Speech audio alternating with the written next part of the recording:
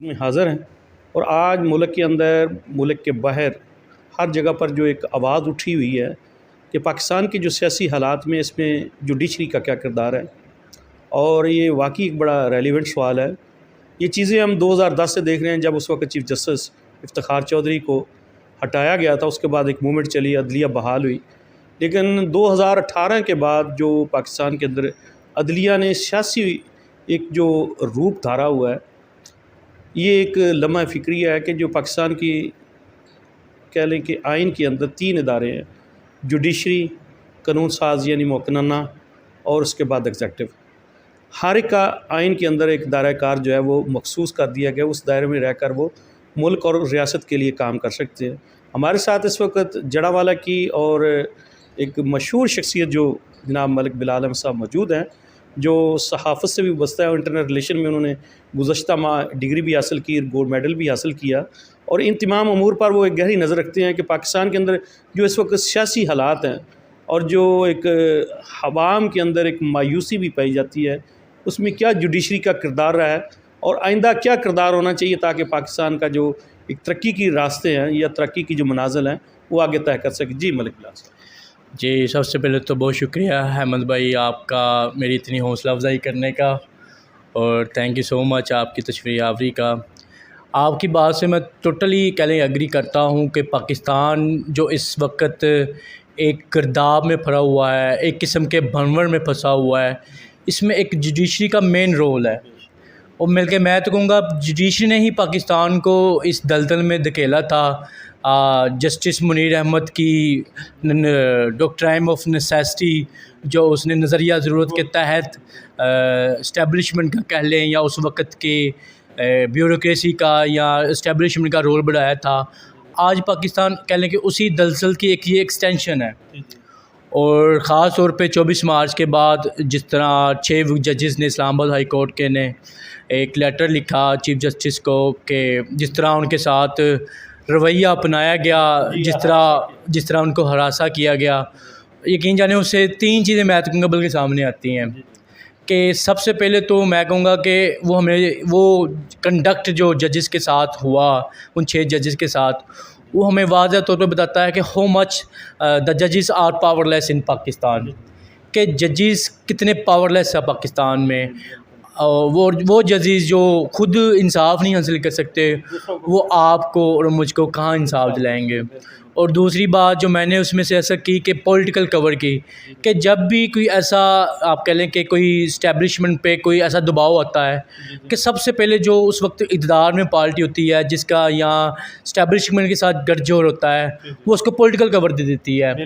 اور ایون کہ میں تو کہوں گا بلکہ جس طرح بیک سٹیپ پہ اسٹیبلشمنٹ چلے گئی تھی اس لیٹر کے بعد، لیکن نون لیگ نے جو اس وقت آپ یا ڈفرینٹ پارٹیز کہہ لیں اقتدار میں ہیں، جو ایک PDM-2 کا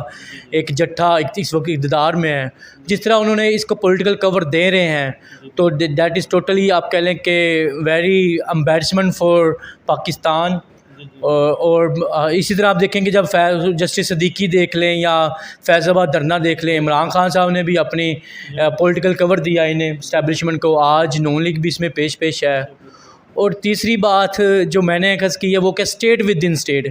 کہ اسٹیبلشمنٹ پاکستان میں ایک ڈیپ اسٹیٹ ہے، اور اس کا ٹوٹلی آپ کو جو ایکسپریشن ہے جو واضح طور پہ ہمیں وہ 6 ججز نے وہ لیٹر لکھا ہے، اس میں واضح نظر آتا ہے کہ ہو دے control us, who they influence اس، کہ کس طرح جوڈیشری اور ڈفرینٹ ادارے اسٹیبلشمنٹ کے کنٹرول میں ہے، کس طرح جو اسٹیبلشمنٹ ہے وہ اسٹیٹ ود ان اسٹیٹ بن چکی ہے۔ اور جو سر یہ آپ کی باتیں سبھی درست ہے،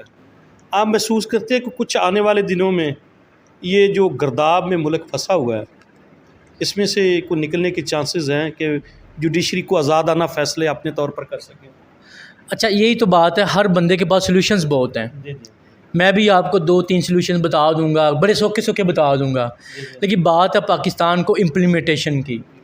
جس میں ہم لیک کر رہے ہیں وہ امپلیمنٹیشن ہے۔ سلوشن تو ہر بندے کے پاس بہت ہے، میرے پاس ایک بڑا سوکھا سلوشنز ہے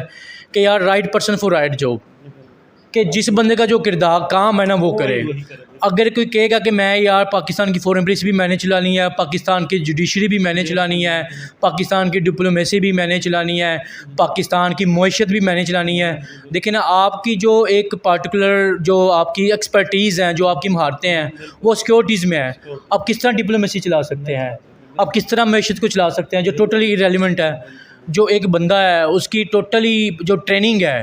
وہ ایک سیکورٹی پرسپیکٹیو سے ہو رہی ہے, ایک سیکورٹی نظریے سے ہو رہی ہے, اور وہ کہے گا کہ یار نہیں میں اکنامکس کو چٹکا لوں گا, میں امپورٹ ایکسپورٹ کو بڑھا لوں گا, تو یہ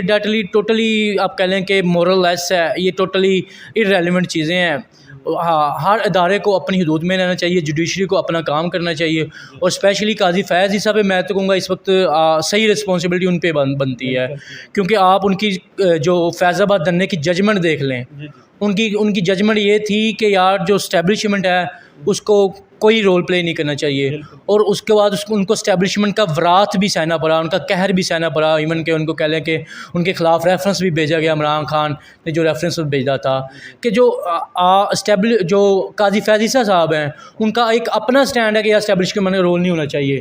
تو اس وقت وہ اس ایسے پوائنٹ پہ کھڑے ہیں جو جہاں پہ وہ ایک آپ کہہ لیں کہ مرکزی کردار اختیار کر چکے ہیں کہ وہ اسٹیبلشمنٹ کا رول کم کر سکتے ہیں, اور میرے خیال سے ان کو رول پلے کرنا چاہیے, اپنا free and fair role play کرنا چاہیے, بغیر کسی انٹیمیڈیشن سے ان کو اپنا کردار ادا کریں گے تو یقیناً پاکستان آپ کہہ لیں کہ ایک رول آف لا, ایک کنسٹیٹیوشن آپ کہہ سکتے ہیں وہ غالب آ سکتا ہے.